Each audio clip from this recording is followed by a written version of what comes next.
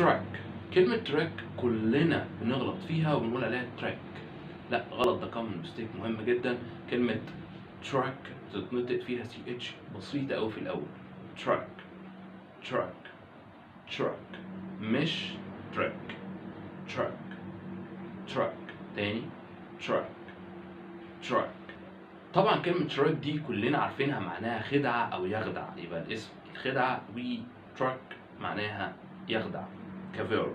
طيب النهارده هناخد المعنى بتاع track ده بمعنى مختلف تماما.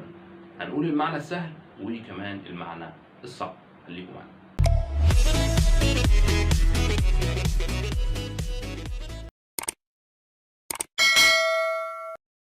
كلمة trick معناها يخدع، ولو جينا قلنا مثلا she's trying to trick me again. she's trying to trick me again معناها هي تحاول أن تخدعني مرة ثانية. يبقى she is trying to trick me again. كده trick معناها يخدع. لو حد صاحبك بقى وقريبك وحب ان هو يعمل فيك فصل او مقلب، فانت هتكشف المقلب ده، هتقول له مثلا is this a trick is this a trick is this a trick. هي دي خدعة. وكمان لو حبيت اقول ان الشركة دي بتخدع عملائها، يبقى اقول this company tricked its customers. this company tricked its customers يعني ان الشركة دي بتخدع العملاء بتوعها. هننتقل بقى من كلمة track ل tricky. لو جيت قلت لك أحمد is a tricky person يعني أحمد شخص مخادع. سالي is a tricky person معناها إن سالي دي شخصية مخادعة. يبقى كلمة tricky معناها مخادع.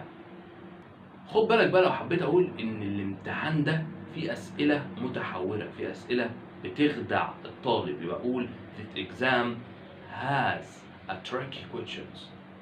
This exam has a tricky questions. A tricky questions معناها أسئلة زي ما احنا بنقول كده، أسئلة لفة أو أسئلة بتتقال بشكل غير مباشر علشان تخدع الطالب.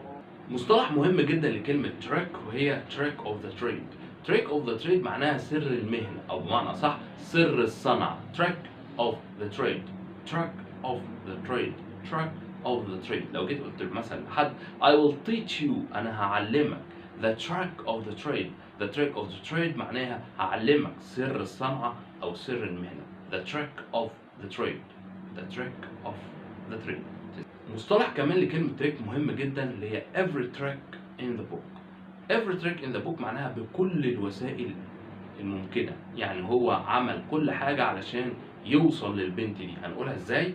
He tried every trick in the book to reach her.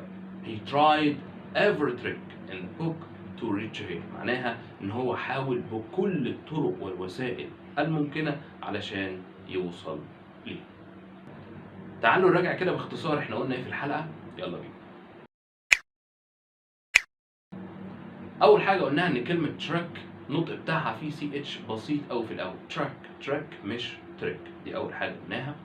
تاني حاجة قلناها إن كلمة trick تيجي verb معناها يخدع، والtrick كnoun تيجي معناها خدع.